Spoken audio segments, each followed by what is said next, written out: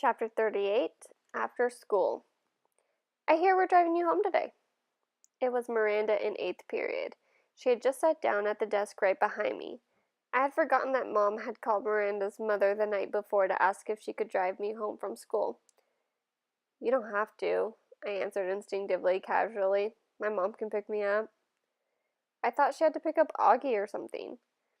It turns out she can pick me up afterward. She just texted me. Not a problem. Oh, okay. Thanks. It was all a lie on my part, but I couldn't see sitting in a car with the new Miranda. After school, I ducked into a restroom to avoid bumping into Miranda's mother outside.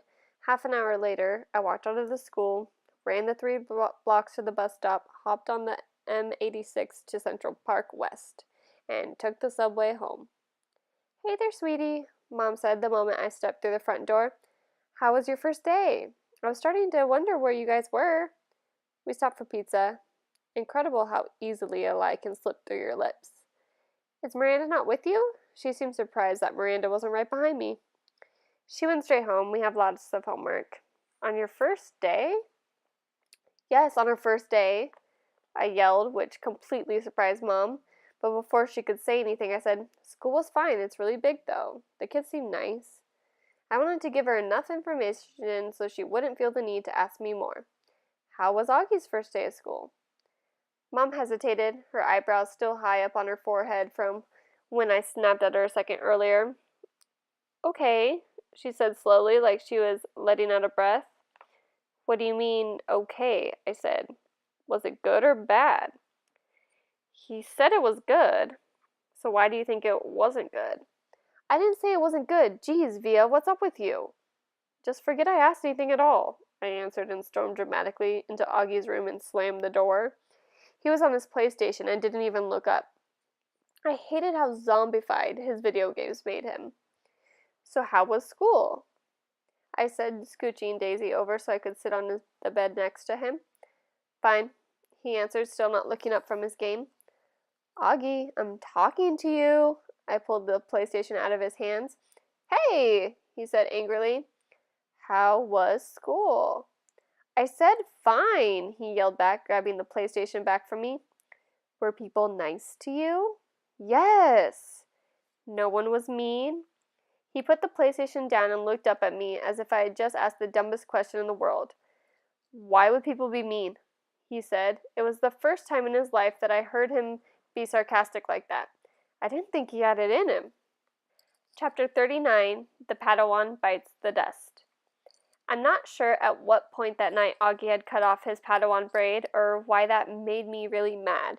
I had always found his obsession with everything Star Wars kind of geeky, and that braid in the back of his hair with its little beads was just awful. But he had always been so proud of it, of how long it took him to grow it, of how he had chosen the beads himself in the craft store in Soho.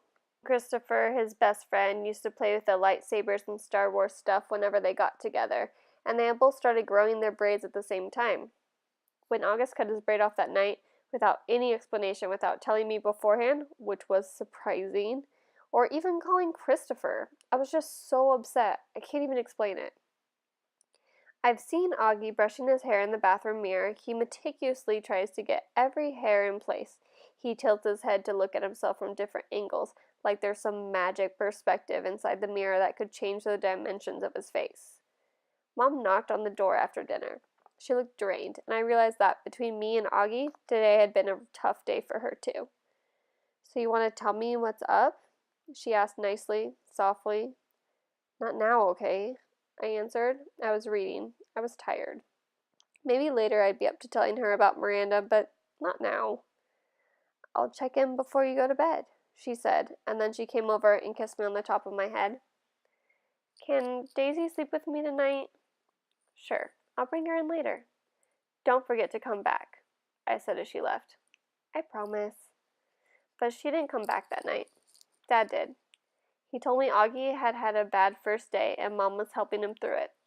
He asked me how my day had gone and I told him fine. He said he didn't believe me for a second and I told him Miranda and Ella were acting like jerks.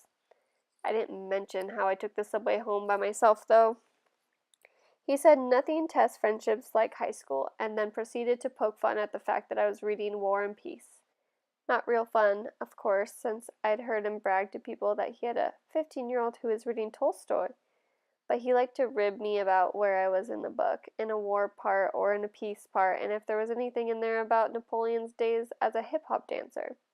It was silly stuff, but Dad always managed to make everyone laugh, and sometimes that's all you need to feel better. Don't be mad at Mom, he said as he bent down to give me a goodnight kiss. You know how much she worries about Augie. I know, I acknowledged. Want the light on or off? It's getting kind of late, he said, pausing by the light switch at the door. Can you bring Daisy in first? 2 seconds later, he came back with Daisy dangling in his arms, and he laid her down next to me on the bed. Good night, sweetheart, he said, kissing my forehead. He kissed Daisy on the forehead, too. Good night, girlie. Sweet dreams. Chapter 40. An apparition at the door. Once, I got up in the middle of the night because I was thirsty, and I saw Mom standing outside Augie's room. Her hand was on the doorknob, her forehead leaning on the door, which was ajar. She wasn't going in his room or stepping out, just standing, right outside the door, as if she was listening to the sound of his breathing as he slept. The hallway lights were out. The only thing illuminating her was the blue nightlight on Augie's bedroom. She looked ghost-like standing there. Or maybe I should say angelic. I tried to walk back into my room without disturbing her, but she heard me and walked over to me. Is Augie okay? I asked. I knew that sometimes he would wake up choking on his own saliva if he accidentally turned over on his back. Oh, he's fine, she said, wrapping her arms around me.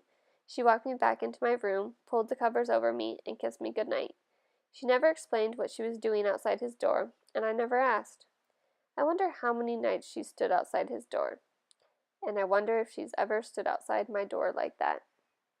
Chapter 41. Breakfast. Can you pick me up from school today? I said the next morning, smearing some cream cheese on my bagel. Mom was making August lunch, American cheese on whole wheat bread soft enough for Augie to eat, while August sat eating oatmeal at the table. Dad was getting ready to go to work. Now that I was in high school, the new school routine was going to be that Dad and I would take the subway together in the morning, which meant his having to leave 15 minutes earlier than usual. Then I'd get off at my stop and he'd keep going. And Mom was going to pick me up after school in the car. I was going to call Miranda's mother to see if she could drive you home again, Mom answered. No, Mom, I said quickly. You pick me up or I'll just take the subway. You know I don't want you to take the subway by yourself yet, she answered. Mom, I'm 15. Everyone my age takes the subway by themselves. She can take the subway home, said Dad from the other room, adjusting his tie as he stepped into the kitchen. Why can't Miranda's mother just pick her up again? Mom argued with him. She's old enough to take the subway by herself, Dad insisted. Mom looked at both of us. Is something going on? She didn't address her question to either one of us in particular. You would know if you had to come back to check on me, I said spitefully, like you said you would. Oh, God, Via, said Mom, remembering now how she had completely ditched me last night. She put down the knife she was using to cut Augie's grapes in half. Still a choking hazard for him because of the size of his palate. I'm so sorry. I fell asleep in Augie's room. By the time I woke up, I know, I nodded indifferently. Mom came over and put her hands on my cheeks and lifted my face to look at her. I'm really, really sorry, she whispered. I could tell she was. It's okay, I said. Mom, it's fine.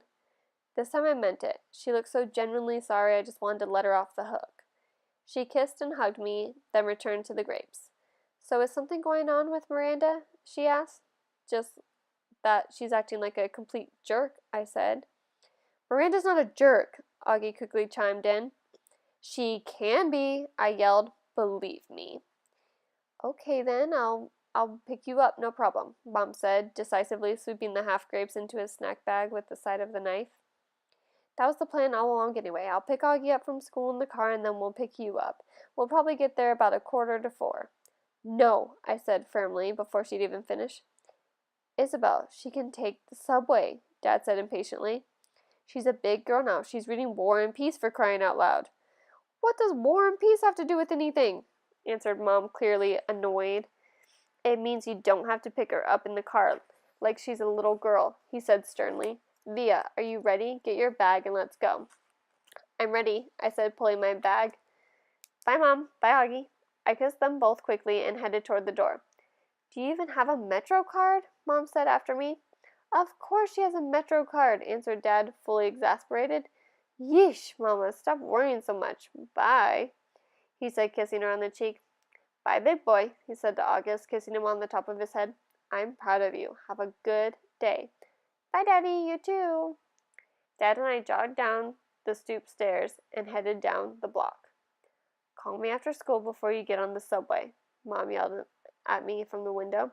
I didn't even turn around, but waved my hand at her so she'd know I heard her. Dad did turn around, walking backward for a few steps. War and peace, Isabel, he called out, smiling as he pointed at me. War and peace.